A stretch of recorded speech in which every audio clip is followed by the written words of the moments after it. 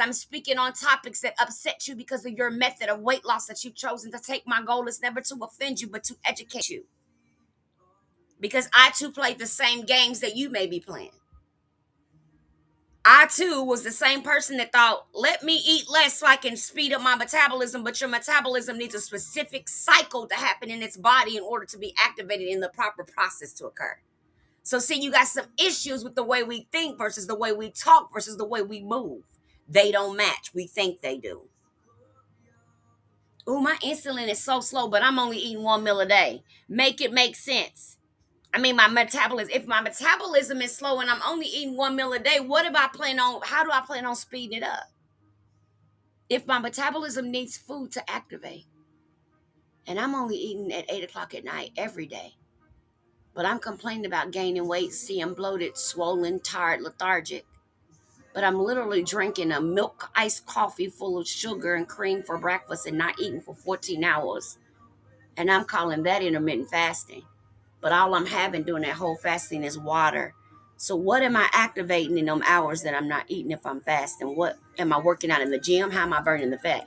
Because if I'm just sitting at my desk typing notes for 12 hours, not eating, drinking water, that's not what intermittent fasting is. Some of y'all don't even know what it really is. Y'all think it means restricting your food for a window and only drinking water. No, you have to actually cause something to happen with your metabolism for it to cause weight loss and put your body in apogee. Apogee is the process where that happens. Oh, okay, you know what? Food noise. Let's see what we came here for. Food noise. How many of you can relate to food noise? Tap the like button. Look, y'all, I even wrote notes, y'all. I wrote notes. Food noise. Food noise. Food hunger. How many people can know the difference between thirst, food noise, and actual hunger? Can you tell in your body if you're having hunger because it's time to eat, food noise, or emotional hunger? Because they're not the same.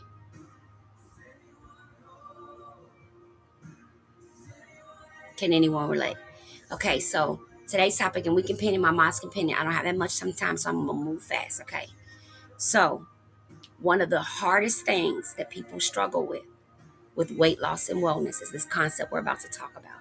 So the first thing is there's a lot of misinformation in the market about these topics. Now, please understand, my name is Coach Kim Lachelle Elliott. I'm a retired professional behavioral counselor and behavior modification specialist. I specialize in behavior modification and helping people change the behaviors and mostly severely mentally ill. But for the last 10 years, almost 11 years now, I've been applying it to weight loss and wellness. I've helped thousands and thousands of individuals apply everyday therapeutic behavior techniques, to weight loss and wellness issues, including chewing, cravings, urges, sensations in your tongue, feelings in your throat. These are all things that can be directly related to why you overeat, undereat, and restrict. I educate people on the rebound loop cycle and all of those things. These are probably words you've never heard because if you don't work directly in therapeutic weight loss and food, these may sound unfamiliar. This is why you can't go to your doctor's office or to your therapist's office and say these things and they know what you're talking about because they don't work in this area, nor have they personally experienced it. Therefore, they can't speak on the area in which you're speaking on. But I can. That's what makes me different. So I'm not here to give you a meal plan, tell you how to restrict or get your insulin resistance. No. Can I educate you and help you lose hundreds and hundreds of pounds? Yes, I've done it with we're at 16,000 people to be exact. But what I want to talk to you is about what everyone needs, no matter what your journey is. I don't care how you're doing it, stick it, prick it, suck it, cut it, whatever. I'm here to educate you about what's happening in your brain to help you have a better understanding of how to get out of the compulsive cycle in which you've entered in. To give you a clear pathway for the behavior versus the action, to help you understand that habitual cold cross addictive natures and countertransference are real, and that you can go from being stuck to eating and restricting to stuck to orthorexia. I can only use certain words because they keep blocking me, so I have to be careful. Okay, so what I wanted to share with you today is to talk a little bit about how the loop works. Okay, how the loop works, right? And what I mean by the loop, there's a loop that happens with food, noise, eating, guilt, shame, repeating. There's a cycle that occurs, which often is what we think is called a plateau. But it's actually not a physical plateau. It's an emotional plateau that's been expressed physically because you get on the scale and you see an impression of 2 or 3 pounds after you carry out this behavior. But why it's difficult and why you can't just break it is because it's being based in your brain. So the actual emotion is that is driving the craving is in your brain. It's been triggered by your nervous system and playing out in your brain. So if you're someone who chewing, let's say moving your teeth, feels calming, the body, yes, that's actually me. The body gets used to that sensation for calming. Are you following me? Okay, we're getting there. Now, when the body becomes familiar with a certain feeling, it's like, um, let me think. You get used to going to church every single Sunday and you stop doing it and you feel off. This is the same concept with eating. When you try to just suddenly stop emotional eating, the body becomes very, very, very upset with you because it's actually been the way you've been coping and dealing with life. Is through this chewing, this swallowing, this sensation. Some people get it from the smell, the crunch, the sound, the flavor. Everyone has their own little pathway of characteristics. And so, what my team and I do is help you figure out what that pathway of characteristics is. Some people are turned on by smell, texture, and sight, and they can actually overeat without putting a morsel in their mouth. Their mouth can get moist and wet, their eyes can get excited, the dopamine fires in the brain. These are all real things. When someone talks to you about a food and you almost can get sexually aroused talking about that meal, that's not normal. Ah, that is not normal. That is not normal. When we eat and we're humming and when we're doing all that, okay? So what I want to show you is how those very behaviors make it more difficult for us to break the chewing, drinking, sucking, licking sensation of the oral fixation of our mouth as it relates to obesity, overeating, emotional eating, and stress. Um, yes, tap and sing. Yes, that's me. I keep saying, is that me? Is that me? Yes, that's me. I've lost. Woo! And my stomach got further, but my back row showing more, and now I look crazy. You do not probably look crazy. Stop saying that. If you've lost some weight, you feel better. That's the most important thing. Is how you feel, how you look comes later. When you learn to accept the body you in at a plus size, you have more acceptance at a smaller size. Many of our problems is that we're on a weight loss journey, and although we look cute in our clothes, we actually hate the body we're in. And because we hate the body we're in, as we lose weight, we continue to hate that same body. So when that body begins to get skin on it and begin to sag, we still hate that same body because we never took the time to realize that the body we have is the only body we're going to have. And that if we don't accept it the way it is, there'll be no way that my eyes will match the imagery of what is existing on my weight loss journey because I've taught my imagery, my mindset, my subconscious, an ideal about what I look like. I've told it that I hate it all these years. It's too big, it's too fat, it's too saggy. And now I busted my butt. I've lost all this weight and I'm still in the mirror hollering, it's too big, it's too fat, it's too saggy. That's the demonic part of this whole journey that you're not getting. When you get on this journey for the wrong reason so you can look better and oh, I want them to see me. I'm going to show him. He left me. I'm going to show him. Watch me snatch this body. And the minute you get down to your 200 pounds lost or your 300 pounds lost, you're depressed.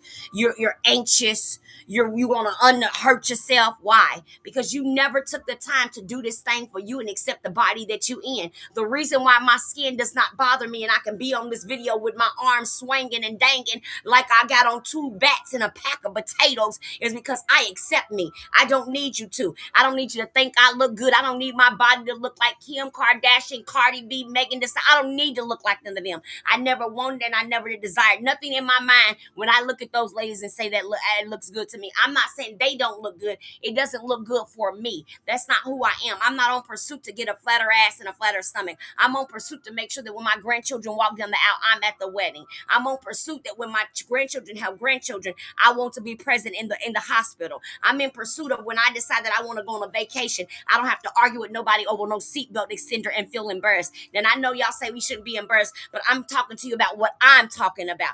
I don't want to be the person that has to be afraid they're going to make me go to the back of the line and buy 3 or 4 seats because I'm struggling with emotional eating because I lost my mother and my children some years ago and I haven't been able to stop emotional eating at night. See, I'm okay telling my truth.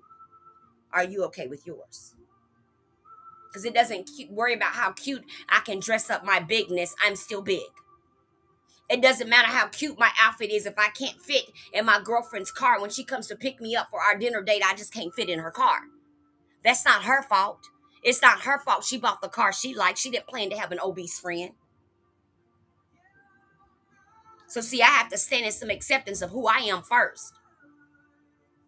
I have to be okay with where I'm at while I'm there so that when I get somewhere else, I have some appreciation. See, many of us misunderstand the way I speak.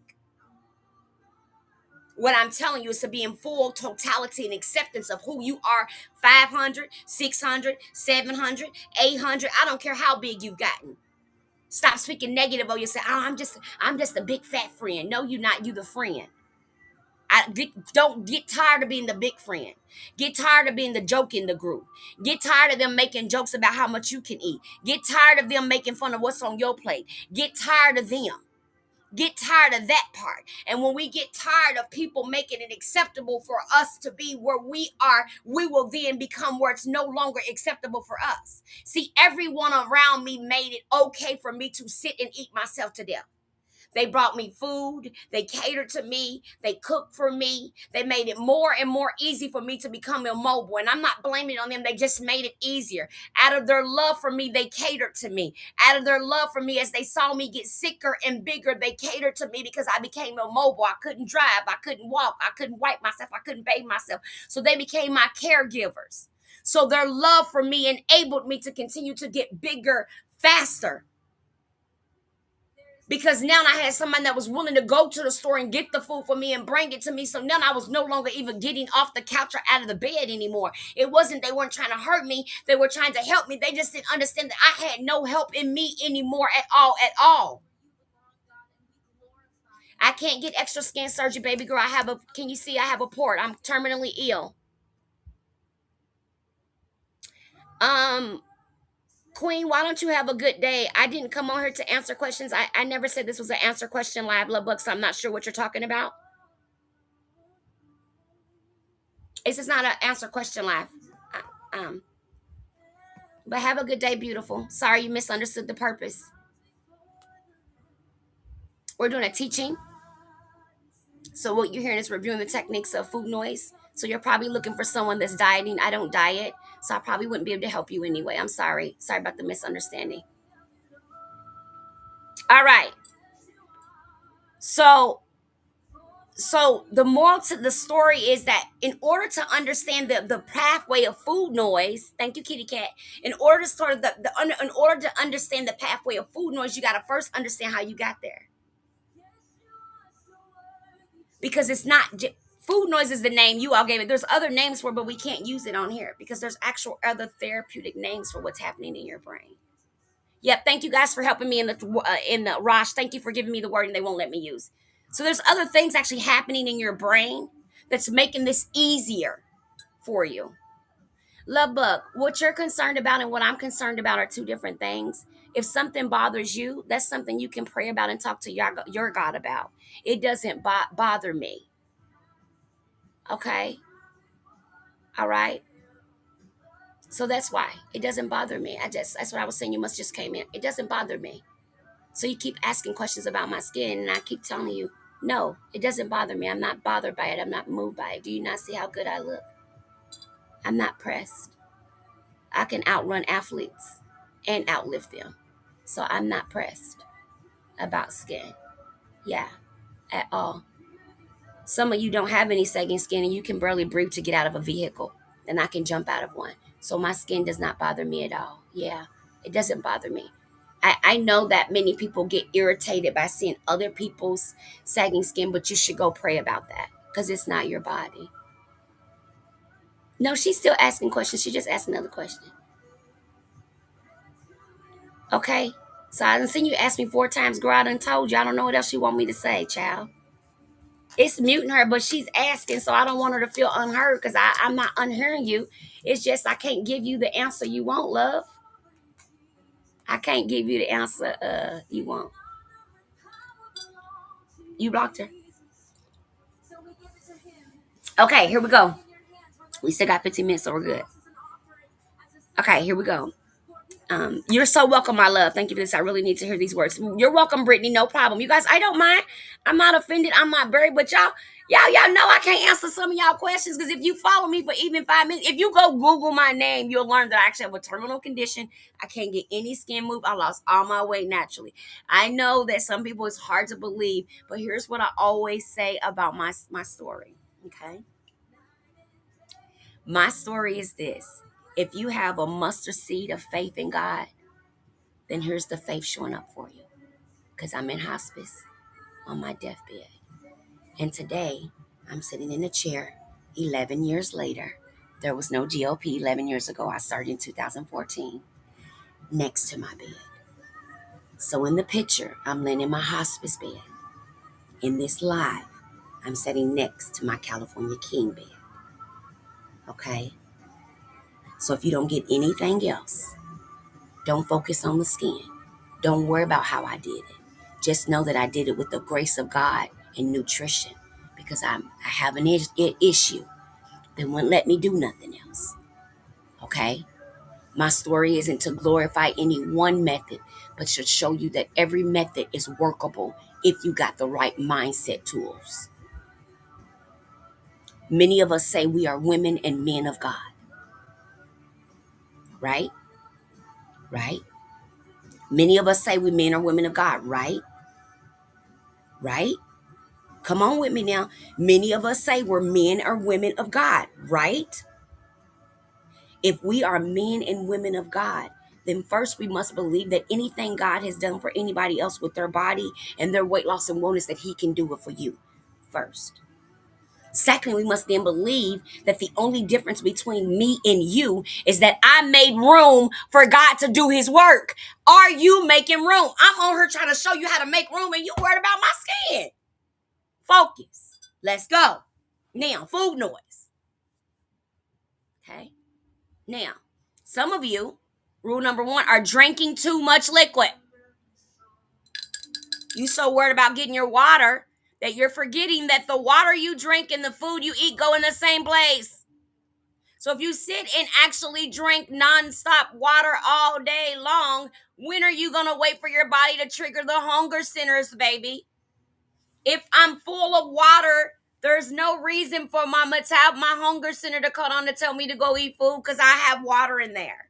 So some of you are confusing your hunger sensation with thirst because you're focused on making your water go from your intermittent fasting and restricting that you're forgetting that if the water keeps you full too long, by the time you break that window, the window's too small and you don't have enough time to get your protein in. Did you think about that, Lucy Bell?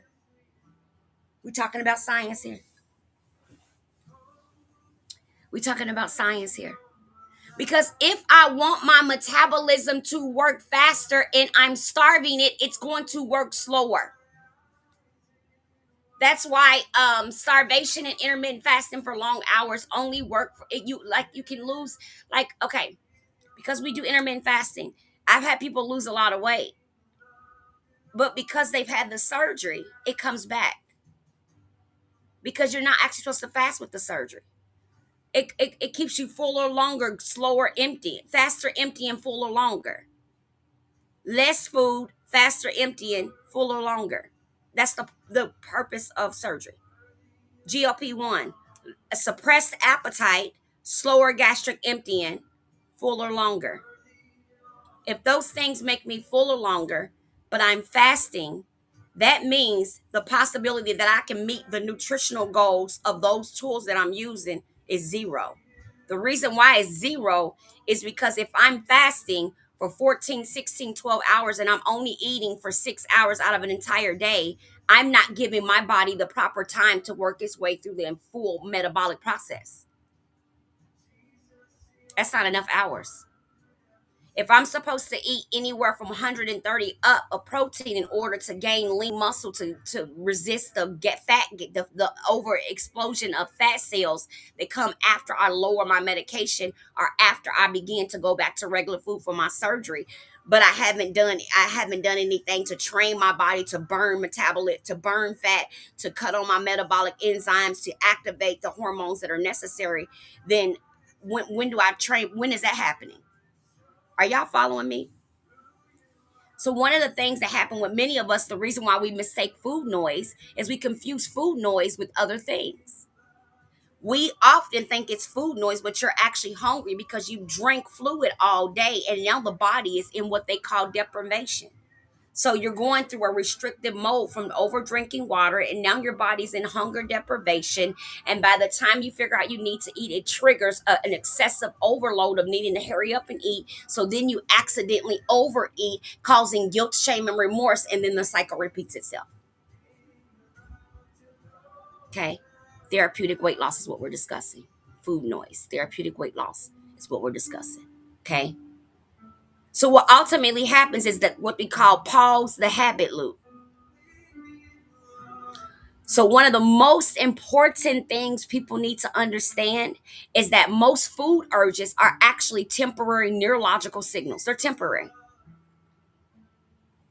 not true hunger. I'm live on all my platforms, so I got to go back. Sweet, I'm not reading a book. I'm actually live on multiple platforms. See, can you see that? I'm actually live on Instagram, Facebook 3 times, Instagram and YouTube, and 2 TikToks. So I'm trying to make sure I get the information to all y'all, but make eye contact too, because sometimes I notice I be only looking at y'all on TikTok. I don't be paying attention to nobody else, so I'm trying to get. I have a growing YouTube channel, so I want to make sure that when I'm live over there, I'm like, because sometimes I be all in y'all face like that. I look over here and they have comments, question, baby. I ain't heard nothing. They say, "Hi, coach. Miss you, coach, baby. I done missed all of that, baby." Okay, we got about 5 more minutes, you guys. Okay, let's get back to it. Okay, I know y'all can see my face. Hi, it's my group. Hi. Okay, keep on. Okay, so the signals. Okay, that neurological signal is temporary. But remember, if my nervous system is activated, then it's gonna feel aggressive.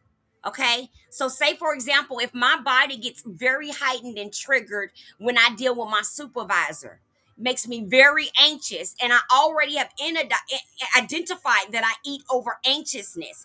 After I deal with, did you lose a lot of hair? No, I didn't lose any hair. I cut my hair off. I like my hair short. I have a terminal condition, so when they put the medicine in here, my hair falls out. So I keep it short since 2016. I started my journey 11 years ago. So I keep my hair short no matter what. So every time I have a relapse or need treatments or need the medicine in my port or I'm gonna get sick or whatever, I do not let them let my hair fall out no more, baby. I cut that stuff right off. I don't let them do it. All right. So basically, the process that I want you to consider is that when the brain gets that temporary urge, okay, so it's like it's not. It seems like it's real. It seems like it's, oh my God, if I don't go get something to eat right now, I'm gonna die.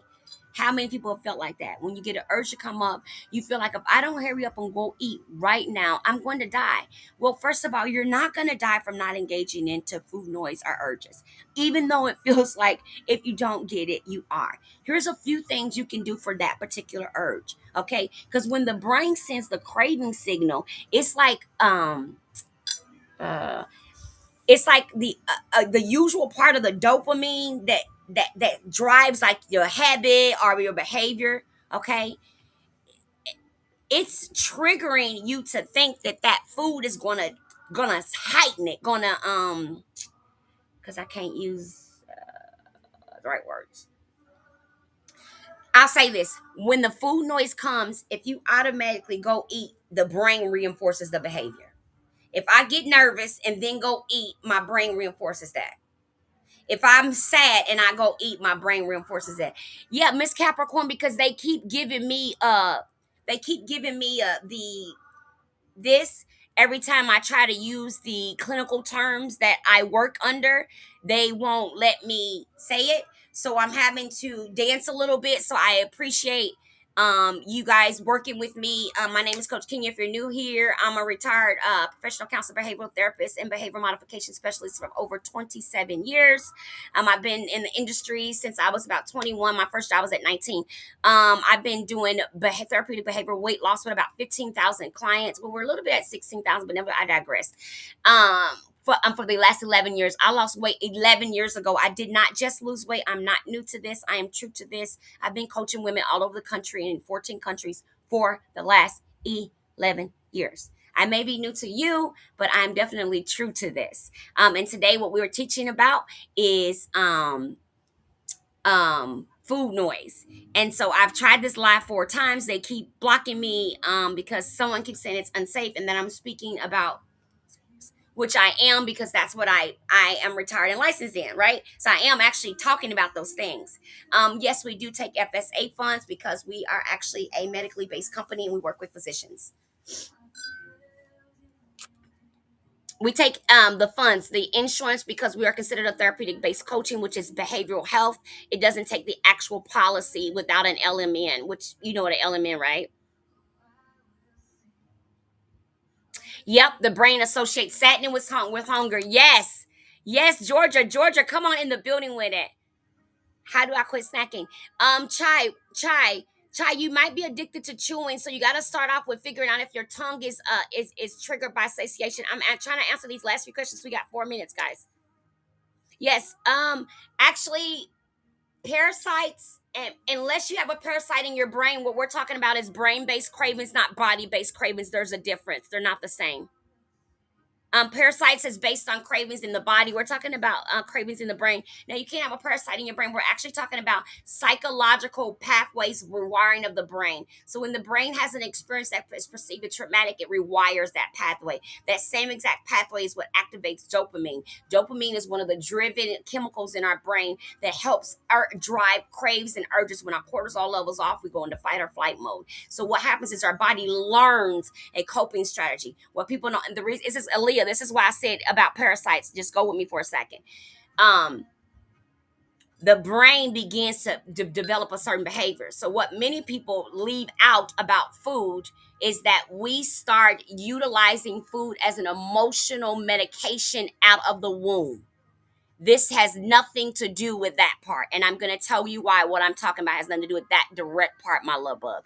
Because what I'm talking about is the addiction to chewing, sucking, and licking that happens at birth. That doesn't happen as an adult, boo. You were already addicted to sucking from bottles. That's how you ate for many years.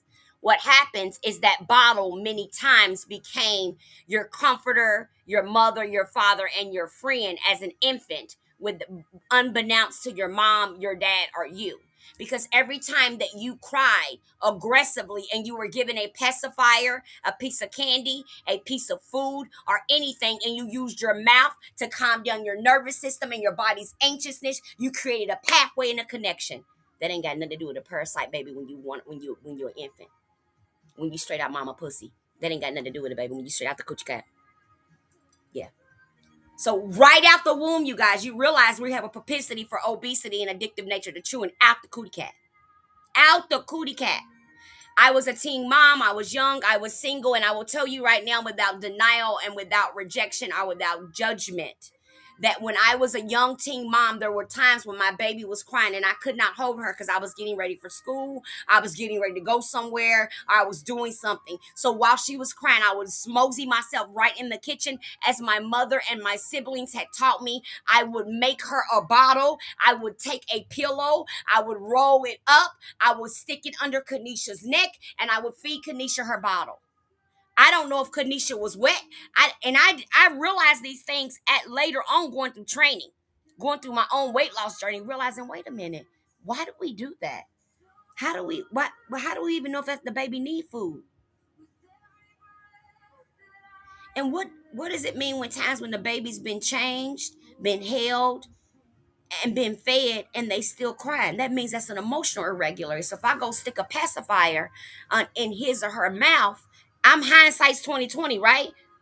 then that means in that moment, instead of me rocking that baby and doing human connection with them to get them to feel better, I use sucking and emaciation to calm them. Are you following me?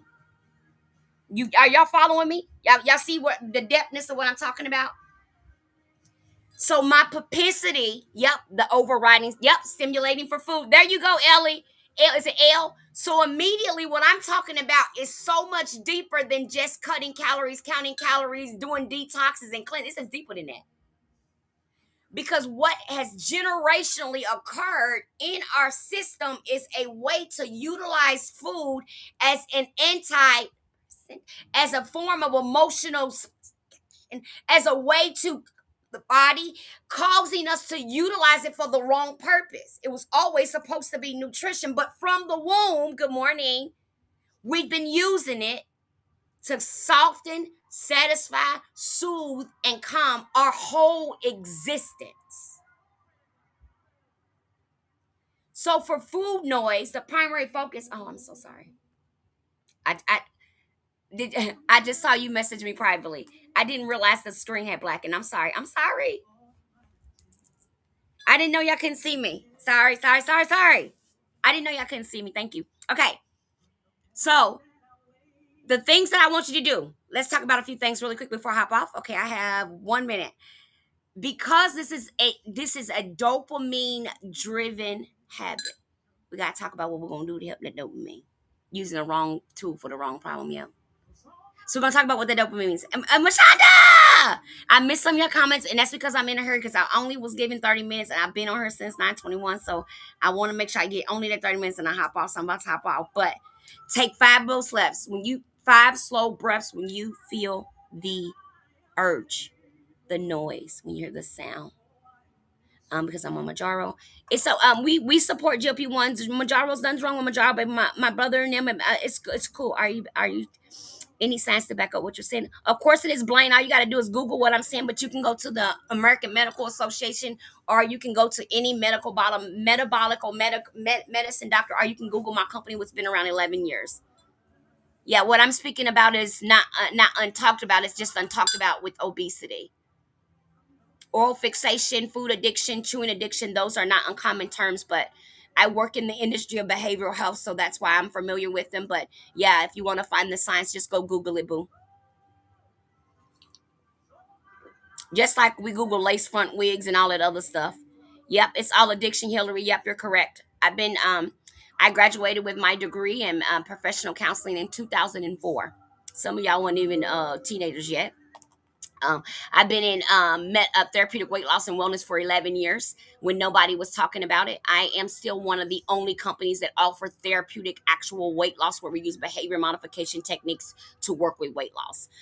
There are no companies like mine that do what I do. I offer an intensive outpatient program for women who are working through obesity and their goal is a wellness. We are not a dieting community or a weight loss based community. We are based in therapeutic mindset, which means the goal is to work through traumas and issues that have rewired the brain, working through NLP and other behavioral modified techniques, NLP, EFT, tapping and breath work, allowing the body to renaturalize and re-regulate its nervous system, because a lot of our anxiousness that comes with anxious overeating is driven by the dysregulation of our nervous system. It's because I'm in hospice. That's why I look dead, because I was dead. I had about 15 days the day that picture was taken. All right, guys. Love you much. My assistant just messaged me and said I gotta go. They're waiting for me. Thank you so much. I know TR. She just assisted. She just messaged me and said, "Coach, where are you?" She just messaged me. Bye, guys. She just messaged me. I gotta shut down all the. I'm on 7